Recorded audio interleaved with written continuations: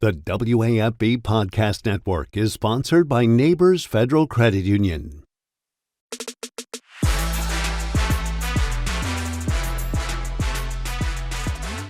John Eads here at Lafayette with a very special guest today, Lance LeGendre, former Warren Easton quarterback, star on the Netflix show QB1, which I'm sure a lot of you watched back in the day, and now a wide receiver with the Louisiana-Lafayette Raging Cajuns, heading into his final year of college football. Thanks for taking the time, Lance. Yes, sir. Appreciate it. So how are things going here? You've been here 3 years now? Yeah, 4 years. 4 years. Going on Okay. 4 years. Just, learned a lot about the college experience itself. Obviously, me coming from Maryland, I was already indulged with the way the college thing works, Mm-hmm. and so just coming here, just following up on continuing to learn the football standpoint and meeting new people, and just back in Louisiana habitat. Yeah, this is where you're from, right? Born Yes, and sir. raised in New Orleans. Yes, sir. And now 2 hours or so down the road. Yep. Did you come here a lot growing up, or I didn't didn't. venture out this way much? Yeah, I didn't really come here. I was a New Orleans guy, stayed in that pool because I was familiar, from over there. Didn't have really too much to do outside of Louisiana, so stayed there. Yeah. Until the official visits and the recruiting came about, and then you could make your way out. Yeah, no doubt, a little bit. no doubt. That must have been fun, seeing all the places. Although, I think when you were in that kind of era, you weren't given unlimited official visits No, like you are now. No, right? it was 5 visits, Yeah. man. You get 5 official visits, and whatever you do with it, and that's what you do with it. Would you have taken more if you could have? I would have. Fun? It would have been a good experience to explore more places, see what opportunities are available, but you gotta deal the card you dealt. Yeah. Kind of going back to those high school days, where did you take OVs to?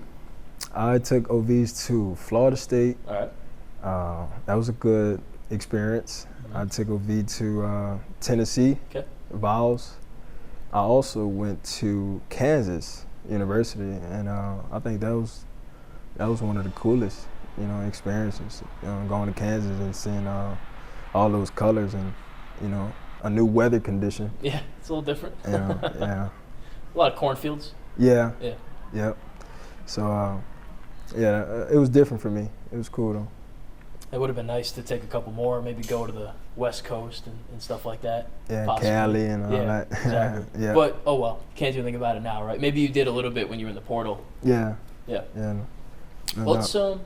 start there. Let's go back to the high school days. That's obviously a fun time period for you with the show and a good football program there in Warren Easton. So This is cool for me because we were talking about this before. I remember being a freshman in college and sitting in my dorm Mm-hmm. and watching QB1 season 3, and you were of course on it. And now here we are today talking. Yeah. What was that all like? Oh man, it was fast and it was a fun experience. I actually didn't know that was going to happen to me. I was focused on being a better player. I just lost my position the year prior, so I had a flame. I had this certain attitude I came with the following season just due to the position loss. So I think that all transitioned into me being featured on the QB1 show. I woke up every morning about 6 o'clock a.m., worked out, cried. I did a lot of rekindling with myself, just trying to get my spot back and get back in that groove. And that's when all the QB1 stuff started. I was going to ask, how did they pick you? There's so many quarterbacks all over the country. Did they reach out to you? How did that all work? Yeah, so they informed my coach, and my coach informed me. Kind of asked me, do I want to do the whole ordeal thing? And, I was like, oh, me? You see where I stay at? So I accepted it, and I'm glad I did. Yeah. The coach was just like, hey, Netflix called. They're hoping to do a show. Yeah, it was That's quite a meeting. it was spontaneous, man. Yeah. You don't every day you don't wake up like, oh, I'm gonna be on Netflix. I was familiar with the Netflix media, but I never thought I'd be on there. Oh, you were? I was trying to find an interview or something you've done with people kind of explaining what it really was like to be a part of that. I couldn't find one. You probably have done them before, but like maybe just like run me through what that was like to be a part of, on a daily basis. Like what you had to do, what was all involved with that. Yeah, so it was like a reality show. Those guys would come in on a scheduled time, come mic me up, and we'll build a certain itinerary, and complete that for the day. And that'll be that. It wasn't nothing too major. It wasn't a hassle. It was cool. It came there. There was professionals, came done their job. So I was with it, man. Yeah. I was with it. I was with it, man. Didn't add too much extra stress and stuff to your life for the most part? No, I didn't even actually. No. In the beginning, I felt like, oh man, the camera's watching me, so yeah, I have to make a play. But I thought to myself, like, just play. Don't worry about the cameras watching you. The play will come to you. Don't force it. So.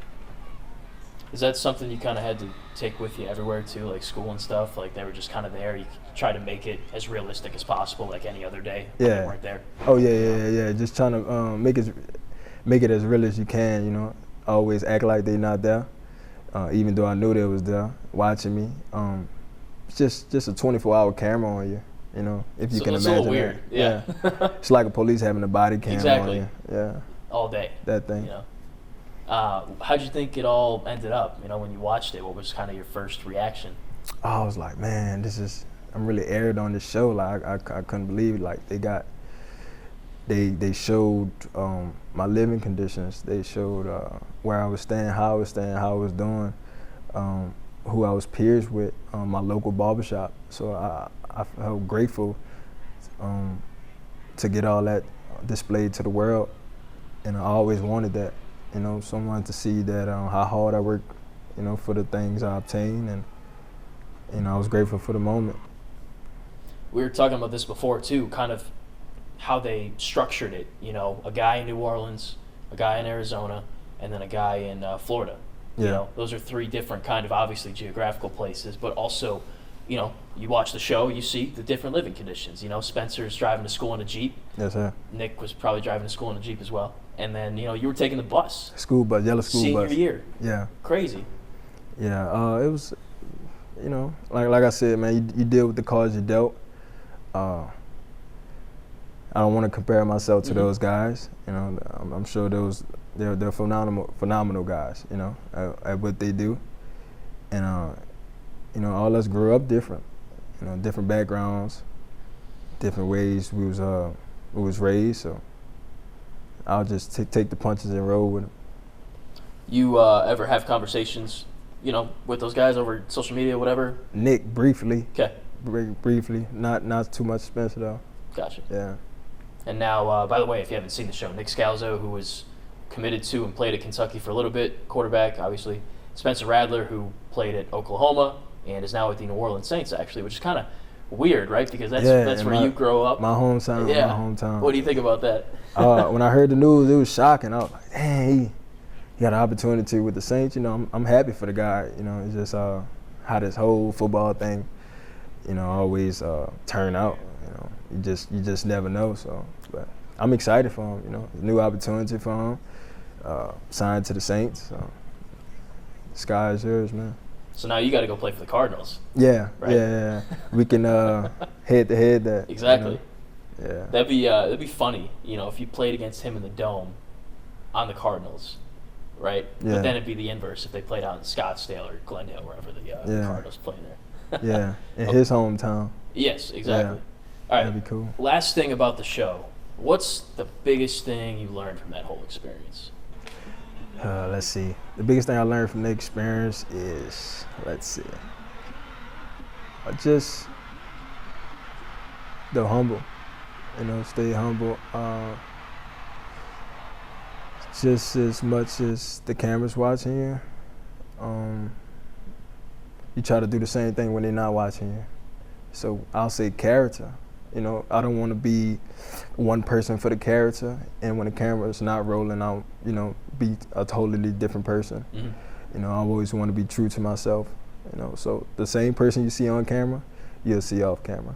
Yeah, I think reading the comment sections of different videos and stuff, reviewing the show, and you know, just kind of keep it up on you guys, things like that. That's the main thing that people were saying is, wow, Lance is very humble. Yeah. You know, not to say the other two weren't. No doubt. Everyone's got their own opinions, but you could really see that shine through. So that's good that people had that kind of takeaway from the show, I think. So good for you. Overall, just your high school football, you know, aside from the show, high school football career, what was it like? You look back on it fondly? Oh, yeah. I had a fantastic career, I would say. I had a fantastic career. I learned a lot. I made a lot of mistakes early on in my career, freshman and sophomore. Then towards the end of my career, I kind of picked it up. You know, junior and senior year, I was more patient in the pocket. I was more expressive, you know, talking to the players, and I knew the plays in and out. So all that helped. All that those mistakes, that growth, it helped me, you know, to for the end of my season, the end of my high school career. So I felt like a legend. Obviously, I put the school on the map with the QB1 thing. Yep. And it wasn't only me though. I had all those players that contribute to the success, the QB1, the 7-on-7 championships that we, you know, had there. It was other guys too, you know. So. Yeah, you had some great players on that team along with yourself. A lot of college guys that are still playing today. Oh, yeah. So, okay, so from there, you were committed to Kansas for a while, right? Yeah, Jayhawks. Anywhere else or just Kansas? Just Kansas. Yeah. At the time, yeah. And then decommitted, and then eventually you signed. Yeah. With Maryland. Yeah. You went there for 2 years? 2 years. Okay. Yeah, I did. Yep. Like I said, I was happy that I got the experience to go out there, see different people, different ethnicities, I'm sorry, and I was able to experience snow. Yeah. You know, and different food. So all and musical changes. A little bit. So all that was cool for me. The whole transition going up north, just to see all that. I'm glad I experienced that. You would have gotten it if you went to Kansas too, I guess. But you know. Yeah. Maryland's nice too, DMV area. All right, so you said you cried the first time you saw snow? Here, I think it was? Here? The one time it did snow? Yeah. Yep. That's funny. Because it was unbelievable, you know, just being in New Orleans a long time without seeing some snow. You only see snow on TV. Mm-hmm. You know, and when I found out I was going to Maryland, I anticipated that. So I got my wishes. Okay, now having been there for 2 winters, did it become too much, the cold and the snow, or was it, you know, fine? Yeah, I grew accustomed within a year, but then it turned into a hassle. You know, there you go. coming outside, I'm always about to fall. Yep. You know, slippery. Snow on the car. Shovel the driveway, things of that nature, and I was just missing that heat. You know, the Louisiana heat. But like I said, man, I wouldn't take it back. I'm grateful that I experienced that. I was going to ask, you know, if you could do it again a second time, you know, would you have gone through with Kansas or would you still gone to Maryland? Kind of like how it all played out? Yeah.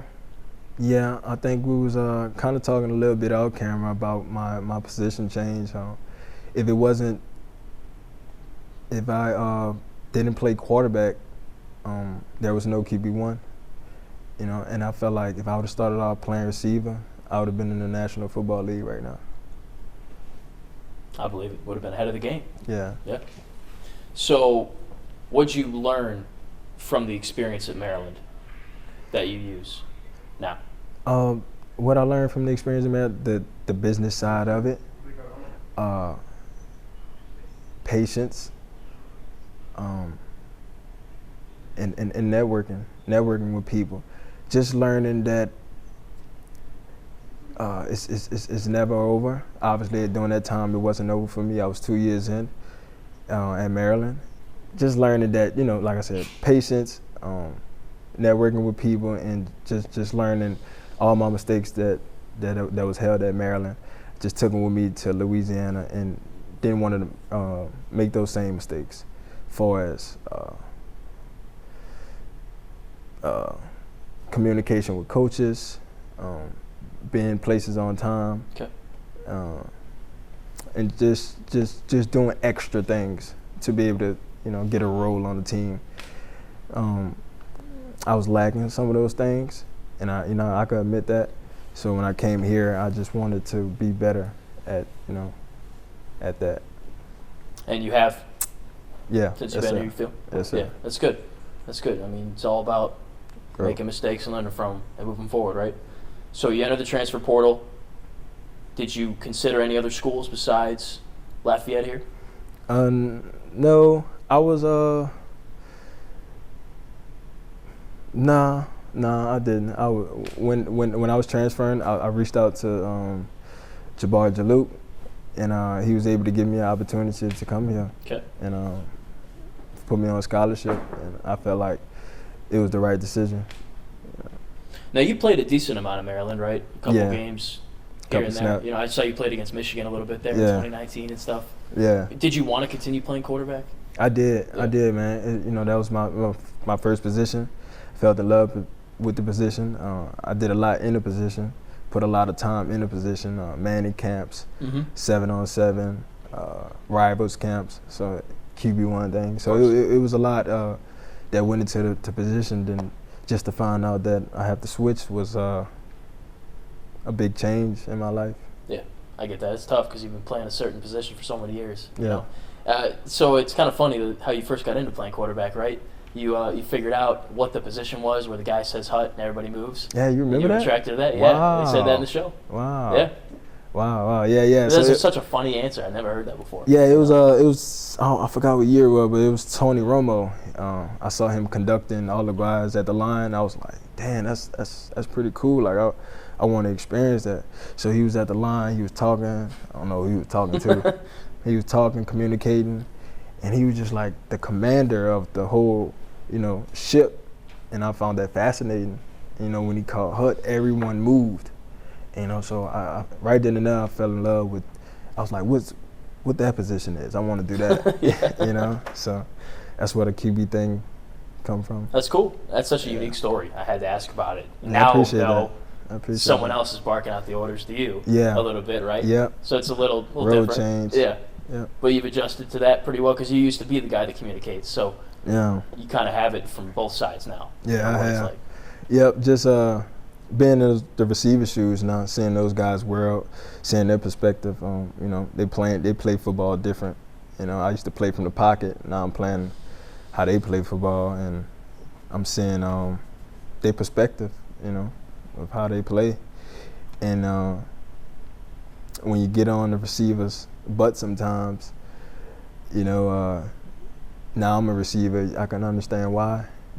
Yeah, it's cool to see things from a different lens. Yeah. All right, so you enter the portal, commit to Louisiana-Lafayette. I'm sure your mom was excited to have you maybe a little bit closer to home. Yeah. And your family. Yeah. Still a couple hours on the road, but it's not in Maryland. Yeah. Right, so they can still come to the games and whatnot. Yeah. So that was whole cool. The whole thing was cool when she followed me to Maryland and said she was gonna come with me and actually came, and coming back to Louisiana when I came. So I'm appreciative of my mom, just following my whole career, just walking with me through the journey. Yeah, it's really cool. It just seems like wherever you're going, she's there, yeah, supporting. No doubt. No doubt. Your biggest fan. Even if she has to travel all the way up to Maryland there, she'd go with you. No doubt. Yeah, she was ready to.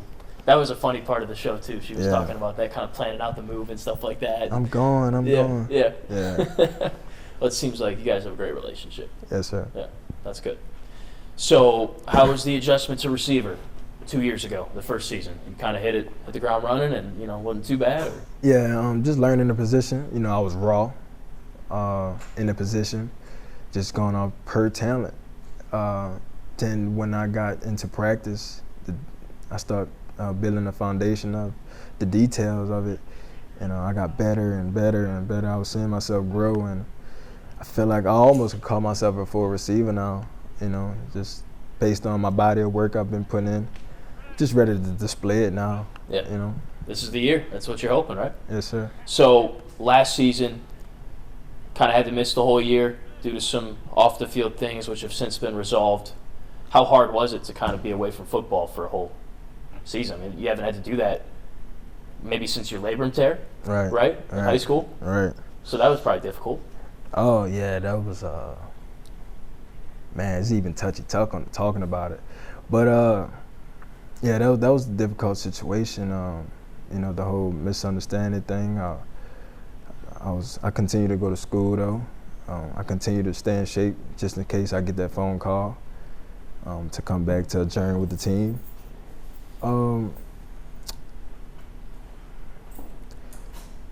Yeah, man, it was just tough being isolated from like-minded people that you be around every day. You know, when I was in the outside world, you know, I learned a lot about how fast this thing could be taken away from you. Yeah. You know, so I kind of brought God in my life, got closer with the Lord, and just let Him steer me from that point on. Bigger and better now? Yes, sir. Learning from that experience? Yes, sir. Yeah, that's good. Great Young Boy song, by the way. Have you heard that one before? Who that? Bigger and Better? No, I ain't hear it. Young Boy? I gotta send it to you. Yeah, send it to me. Because it might have an extra meaning to you. Yeah, You know what I mean? for sure. Bigger and better now, right? Yeah. That's the hope.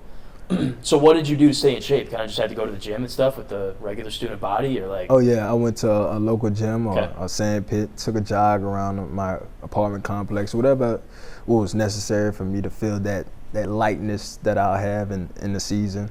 Like I said, just in case I receive a phone call, Lance, you can come back, and Yeah. you know, it's just like being a free agent, you know, just sitting on the sofa, getting paid without going to work. In the corporate world, that'll be nice. Yes, You not know, in this one though. but Where not your in years this are one. numbered. Right. Yeah. But not in this world. It was backwards. So, yeah, I'm grateful to be back with the team. I'm grateful to be back around people that have like-minded goals, and just ready to win this season. Yeah. Yeah. Last year, best year. Yes, sir. Since you just brought that up, what was it like to get that phone call, letter, whatever it was, where they said, "Hey, you can come back on the team and play"? It was a second chance. You know, you never want to take those for granted. I've been granted a second chance, and I told the Cajun Nation that I'm gonna give you guys 110%. You know, when I do come back, and I made that promise to this city, and that's what I'm gonna do. Let's talk about some of the other adversity you've had to fight through to get to this point. The injury in high school, the labrum tear, really just, you know, we've talked about a little bit how you grew up and stuff like that. Yeah. Just run me through all of that, how that's helped you become the man you are today. Yeah, the labrum tear, man, you know, 2017. Is this when you lost your position, like you were talking about before, too, before the show came? I think it was before that. Okay. It was a little before that. It was 2016 going on 2017. Right labrum tear, shoulder. Your throwing arm? Yeah, my throwing arm. It was a tough process.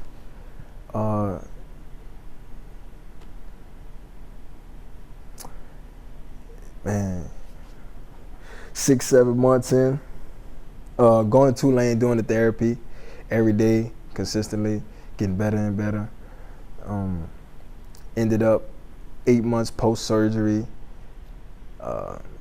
being able to throw like I was before, gaining that same power that I had, and just going through therapy. When the season started, I was ready. I was ready to compete. The whole mental part about it though was it was tough. It was I felt lifeless a little bit because I wasn't able to perform. I knew I was going through the surgery thing though, and I knew I was going to be back. Yeah. Just in that time frame, in that phase, I wasn't too confident. Yeah. I get that, because you're like, you can do it, you will do it when you come back, but you just like are like, it's a long time till then, and I don't know even then. You know what I mean? Yeah. You probably got it in the back of your head when you're throwing, like, I hope it doesn't pop again, or whatever. Right. Right. So, and then just kind of how you grew up, taking the bus, like we were talking about before, to school, senior year, and things like that. Just kind of the different intricacies of the show, like we were talking about, that you kind of had to battle with growing up. You know, mom didn't have no money for no car. My only transportation was the government assistance, was the yellow school bus, and that was sufficient for me. You know, I'm not the flashy type of guy. I was grateful that I experienced the yellow school bus. You know, maybe if I was in the car, I wasn't gonna get the school bus experience. Yeah. You know, and whatever happens on a school bus, it's different. It is an experience. Yeah, yes. Different from it's different in any place, but I got a chance to experience the yellow school bus. Yeah. Not many do, especially today, how things are. So I think it'd be fair to say you got it out the mud. Yeah. I like that. Yeah, something like that. Yeah. And now here you are. One more year of college football, one more year of school. I know you're not too excited about the school part. Great student, but you know, it's all in on football right now. So what you've been telling to me is, like, this is the year where you kind of step back into the spotlight a little bit and be like, hey, I'm Lance LeGendre and I'm back. Yeah, I've been absent for a few years. Guys still remember me, you know, but I feel like this the year that I come back alive. I've been shallow. I've been dim lately in my college career, and I think this the year that I shine the light, come back. What gives you the confidence that you can have the year that you want? My work ethic. Okay. You know, if you put in the time, preparation, you'll have confidence when you step on that field. So it's all about, you know, whatever you put in, you know, obviously you get out of it. And my confidence comes from my work ethic. You know, that's why I talk like this. That's why I be, you know, walk like that at practice, just because the time I put in, I know what I'm capable of doing just based on what I do when no one's watching. Yeah, which is a lesson you learned from the show. Yes, sir. Act like everybody's watching all the time, right? Build that integrity. So just give a message here to folks that watch the show, you know, grew up and looked up to you, like Dewanye Winfield over here, who we just spoke with, about maybe what you've learned through that experience and what they should know about you now. Yeah, what I learned through that experience, man, you can do it. Keep pushing. You never know when it's your time. You never know when it's going to be your time. So stay prepared for it and stay mentally ready.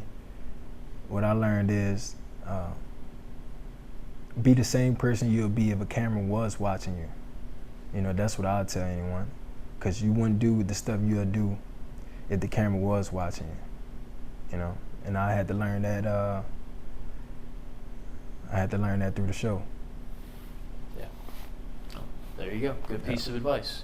And as we were walking out of the workout you guys did out there, you had something you wanted to say, a little proclamation. You still want to say it? Oh, yeah, I got you. I'll be the top 10 receiver. I don't know what week, I don't know what day, but I said it here first. Top 10 receiver this year, 2024. In college football? In college football. What are your goals for this year? State championship, Sun Belt Conference, playoffs. We win all that as a team.